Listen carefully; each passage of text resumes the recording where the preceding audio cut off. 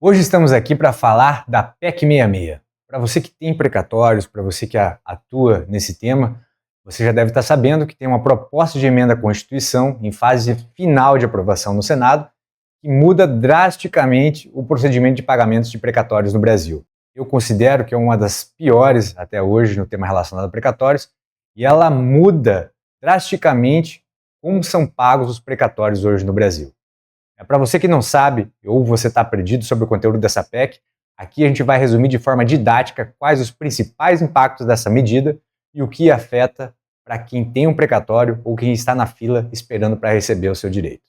Precatório são dívidas judiciais já definitivas e devidas pelo Estado ou pelos municípios ou pela União que receberam um direito na justiça de receber esse crédito, mas estão numa fila aguardando para pagamento. São decisões transitadas em julgado e esperam a disponibilidade de recursos do Estado para recebimento desses valores. De uma maneira muito simples, hoje nós vamos falar como que é hoje o procedimento de pagamento de precatórios e como ele fica com as mudanças trazidas pela PEC 66. A PEC 66 basicamente muda três pilares fundamentais sobre o tema de precatórios: como eles são pagos, quanto é o pagamento e quando eles são pagos, ou seja, a forma, o valor e o tempo que é levado para receber esses direitos. Em relação a como esses precatórios são pagos, hoje os pagamentos são realizados de acordo com o tamanho da dívida do ente. Ou seja, se um município ou o Estado tem uma dívida muito grande, obrigatoriamente ele precisa repassar recursos mais elevados para pagamento dessa dívida. Ou seja, ele tem uma forma escalonada de acordo com o tamanho da sua dívida. Hoje, com a PEC 66, essa dinâmica muda completamente. Os recursos são repassados conforme a capacidade de pagamento do município. Ou seja, na prática, se o município pode ter uma dívida muito grande, mas um orçamento relativamente menor, ele vai passar apenas uma pequena parcela desse recurso para pagamento de precatório. Esse recurso, na maioria dos casos, vai estar limitado a 1% da receita corrente líquida do ente devedor. Ou seja, menos recursos para pagamento de precatórios. Outro pilar muito importante em relação aos precatórios é como o valor desses créditos é corrigido ao longo do tempo. Hoje, nós temos como correção dos precatórios, ou seja, aquele valor em que o valor do precatório é atualizado desde a sua definição até o momento de pagamento, ele é realizado pela Selic, ou seja, a taxa básica de juros da economia no Brasil, que hoje aproximadamente tem uma correção de 1% ao mês. No caso da PEC 66, essa dinâmica também muda completamente. A partir da promulgação dessa emenda constitucional, a correção dos precatórios passa a ser realizada por IPCA mais 2% ao ano, ou seja, apenas 2% de forma simples ao ano, uma redução de mais de 50% na taxa de correção dos precatórios, e na prática resulta em um valor corroído ao longo do tempo.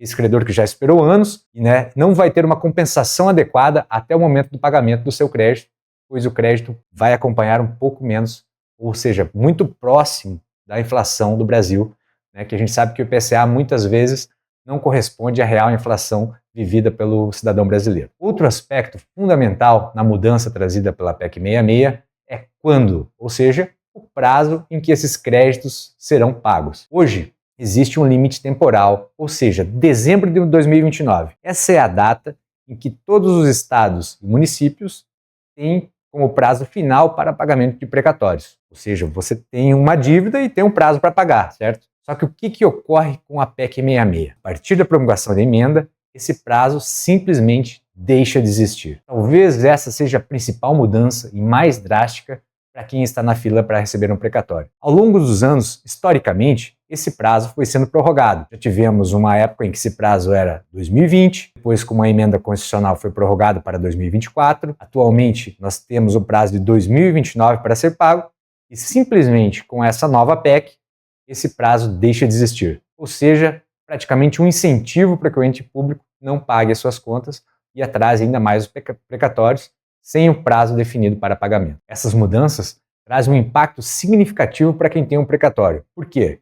Reduz o valor a ser pago ao longo do tempo, elimina a estimativa de um prazo razoável para recebimento desses valores e, além disso, beneficia os entes públicos, abrindo espaço no orçamento dos municípios, do Estado e da União para que direcionem os recursos que seriam usados para pagamento de precatórios para outras despesas desses entes. É importante ressaltar que precatórios são dívidas judiciais e reconhecidas pelo judiciário e não uma opção de pagamento pelo executivo.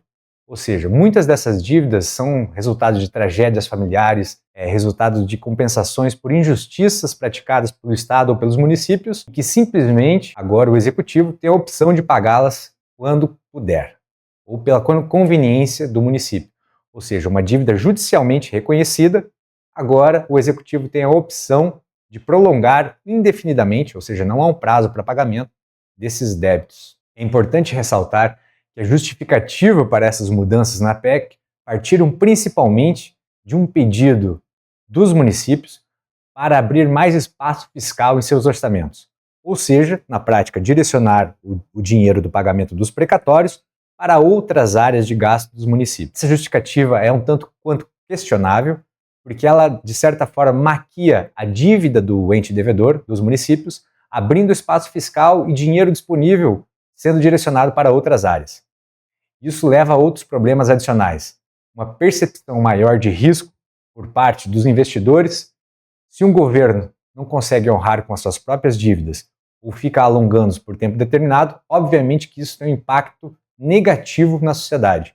Não só para a parte de investimentos, como até mesmo em contratações públicas, que exigirão um custo adicional de percepção de risco por parte desses entes devedores. Se alguém não paga suas próprias dívidas, obviamente que terá um custo maior pelo seu serviço. A promulgação dessa PEC é nada mais do que oficializar o direito de calote. Como já vem sendo conhecida essa PEC como PEC do calote dos precatórios, isso tende a oficializar o direito de alongar sua dívida indefinidamente, ou seja, uma dívida reconhecida agora sem prazo definido para pagamento. Concluindo a nossa análise, a PEC 66 representa uma alteração estrutural significativa, talvez a pior da história em relação ao pagamento de precatórios. Ela abre um precedente perigoso, porque a moratória de hoje é a previsão, é a garantia de uma moratória do dia de amanhã, ou seja, um alongamento indefinido da dívida.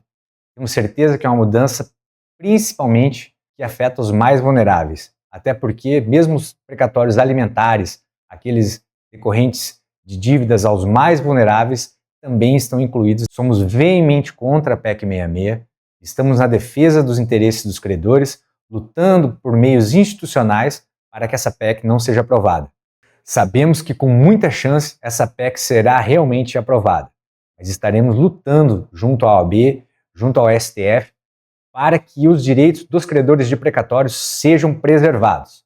Mas continuamos acompanhando, aguardando se essa PEC de fato será aprovada, que acreditamos que vai ser, e traremos mais informações aqui nesse canal para você que tem interesse e que será diretamente afetado por essas mudanças.